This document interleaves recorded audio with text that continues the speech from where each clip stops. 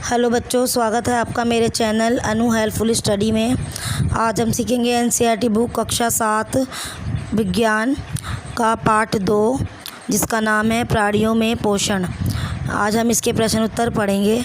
पिछली वीडियो में मैंने आपको ये चैप्टर समझाया था, आज मैं आपको इसके प्रश्न उत्तर करवाऊंगी।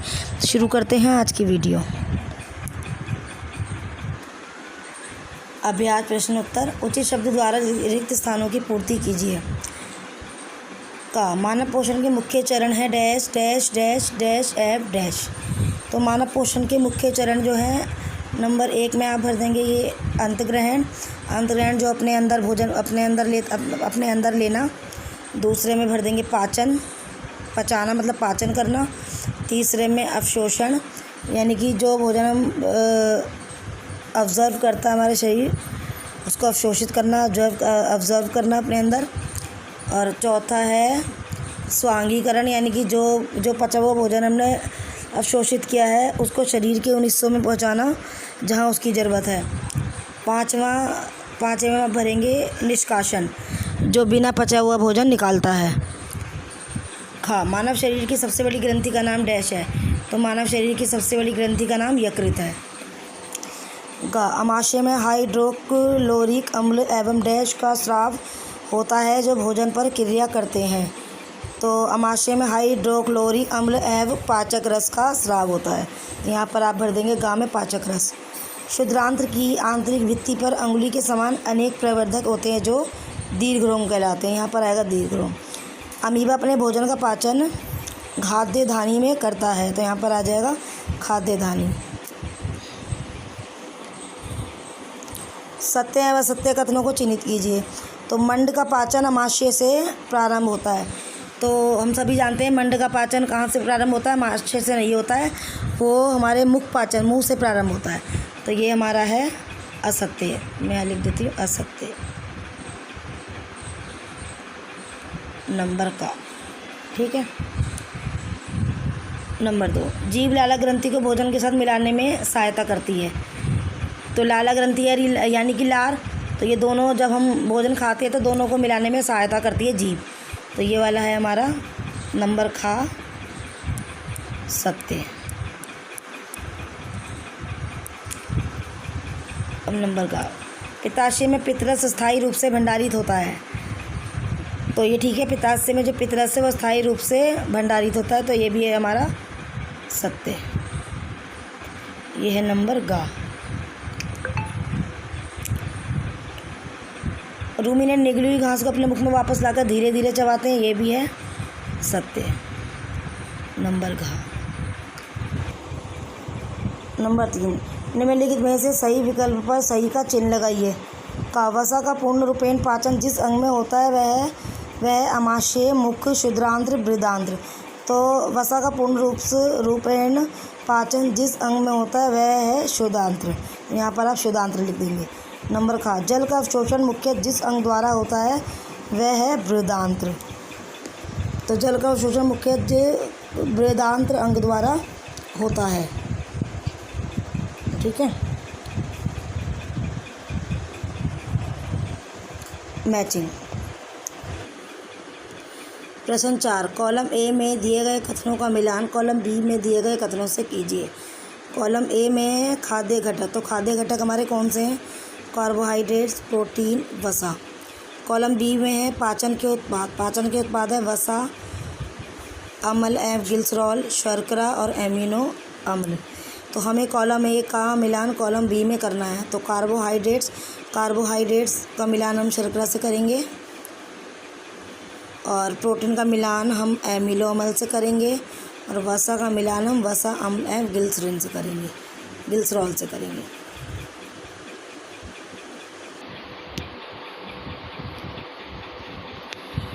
नंबर 5, दीर्घरोम क्या है, वह कहाँ पाए जाते हैं एवं उनके कार्य क्या है। तो दीर्घरोम क्या है?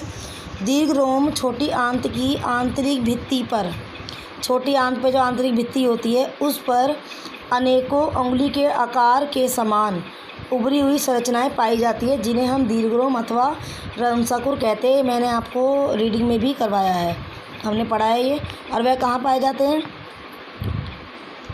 और उनके कार्य क्या हैं। तो दीर्घरोम जो हैं पचे हुए भोजन के अवशोषण हेतु, जो भोजन हम अवशोषित करते हैं उसके हेतु आंत्र का आंतरिक सतही क्षेत्रफल बढ़ा देते हैं। वो क्या करते हैं, आंत्र का आंतरिक जो सतही क्षेत्रफल है उसको बढ़ा देते हैं और पाचित भोजन का अवशोषण कर रक्त में मिलाने का कार्य करते हैं। जो भोजन हम पचाते हैं उसको अवशोषण कर लेते हैं और उसे रक्त में मिलाने का कार्य करते हैं। तो ये हो गया, ये इनके कार्य क्या हैं। और दीर्घरोम और वह कहाँ पाए जाते हैं वो हमने आपको ऊपर बता दिया है। नंबर 6, पित्त कहाँ निर्मित होता है, यह भोजन के किस घटक के पाचन में सहायता करता है। तो पित्त रस का निर्माण यकृत में होता है। ये कहाँ पर होता है, यकृत में होता है। यकृत लाल भूरे रंग की व शरीर की सबसे बड़ी ग्रंथि है। सबसे बड़ी ग्रंथि क्या है हमारी, यकृत। ये भी मैंने आपको पढ़ाया था। पित्त रस पित्ताशय नामक थैली में संग्रहित होता रहता है, मतलब इकट्ठा होता रहता है। पित्ताशय नाम एक थैली होती है, इसका नाम पित्ताशय होता है। यह पित्तरस उसमें संग्रहित होता है। पित्तरस वसा के पाचन में महत्वपूर्ण भूमिका निभाता है। नंबर 7, उस कार्बोहाइड्रेट का नाम लिखिए जिनका पाचन मिनेन द्वारा किया जाता है परंतु मानव द्वारा नहीं। इसका कारण भी बताइए। रूमिनेंट अथवा रोमंथी सेलुलोज नामक कार्बोहाइड्रेट पाचन करते हैं। रूमिनेंट बोल लो या रोमंथी बोल लो, ये सेलुलोज नामक कार्बोहाइड्रेट का पाचन करते हैं, जबकि इसका पाचन मानव नहीं कर सकता है। रोमंथी पशुओं में छोटी आंत और बड़ी आंत के बीच एक थैलीनुमा संरचना पाई जाती है जिसमें कुछ विशेष प्रकार के जीवाणु पाए जाते हैं।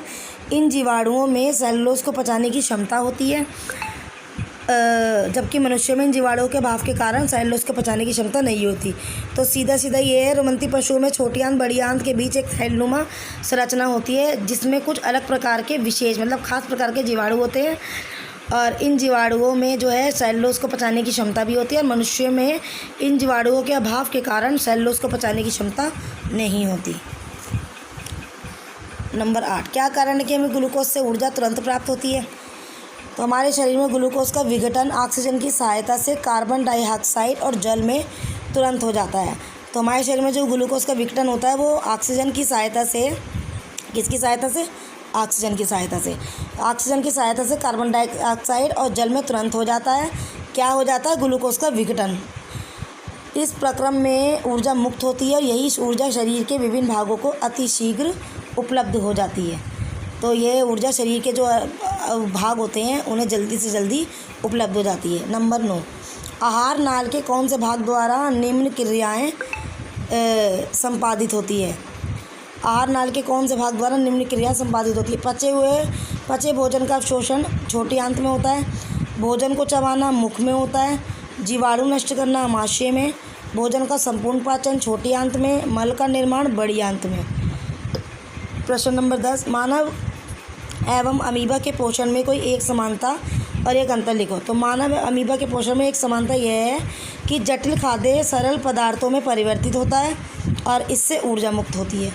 मतलब ये तो समानता है मानव और अमीबा के पोषण में कि जटिल खाद्य सरल पदार्थों में परिवर्तित हो जाता है और इससे ऊर्जा जो है मुक्त रहती है। और दोनों में जो अंतर है वो ये है कि मानव में विकसित पाचन तंत्र पाया जाता है, जबकि अमीबा एक कोशी जीव होने के कारण इसमें विकसित पाचन तंत्र का अभाव होता है। कॉलम 11,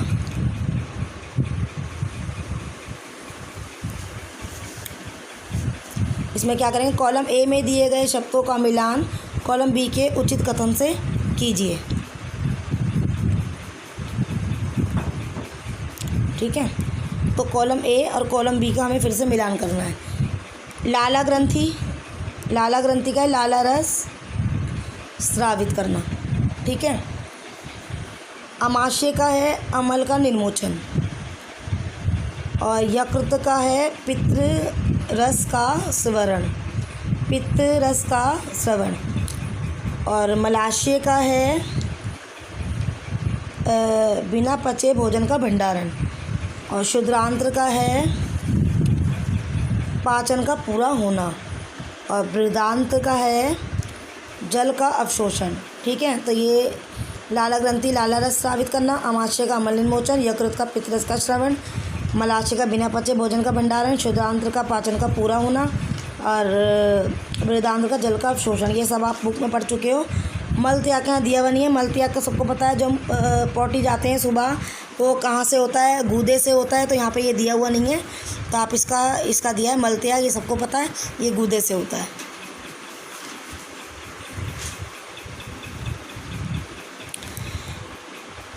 क्वेश्चन नंबर 12 चित्र 2.1 में दिए हुए पाचन तंत्र के आरेख को नामांकित कीजिए। तो बच्चों ये पिक्चर बुक में दी गई है और यहाँ भी मैंने दे दी है। तो दिए गए चित्र के विभिन्न भागों का नामांकन इस प्रकार है। आपको ये पिक्चर बनानी है और इसके नाम बताने हैं। जैसे मुख गुहिका है, ये लाला ग्रंथ है, यहाँ से भोजन ग्रसिका में जाता है, यहाँ से जाकर यकृत पित्ताशय, फिर सीधा ये अमाशय में पहुँच जाता है अग्नयाशय। उसके बाद ये क्षुद्रांत में जाता है, छोटी आंत में अंदर जो होती है बृहदांत, ये बड़ी आंत हो गई है, मैंने बुक में भी बताया था। फिर ये मलाशय सीधा गूदा में आकर गूदा में जाता है और इसके जो नाम है वो ये हैं। पहला है अमाशय, दूसरा पित्ताशय, यहाँ से ये ऐसे पित्ताशय में जाता है, तीसरा फिर ये ऐसे यकृत में जाता है।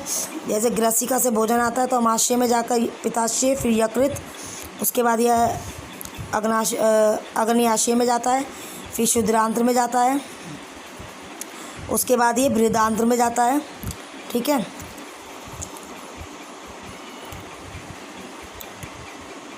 और फिर ये जाता है मलाशय में और उसके बाद ये गूदा में चला जाता है। प्रश्न 13 क्या हम केवल हरी सब्जियों घास का भोजन कर जीवन निर्वाह कर सकते हैं? चर्चा कीजिए। तो हरी सब्जियों व घास पर जीवन भर निर्वाह करना संभव नहीं है, क्योंकि सब्जियों व घास से हमारे लिए सभी आवश्यक पोषक तत्व नहीं मिल पाते हैं। कुछ पोषक तत्व अन्न, दालों व दूध आदि से भी प्राप्त होते हैं। अतः सब्जियों घास के साथ साथ अन्य खाद्य पदार्थों का भी हमारे भोजन में शामिल होना बहुत ज़रूरी है। तो बच्चों ये हमारा चैप्टर ख़त्म हुआ, इसी के साथ हमारी वीडियो भी समाप्त हुई। अगर आपको मेरी वीडियो पसंद आई हो तो चैनल को लाइक कीजिए, सब्सक्राइब कीजिए और नोटिफिकेशन चाहिए तो बेल आइकन पर क्लिक कीजिए। मिलते हैं नेक्स्ट वीडियो के साथ। Thank you.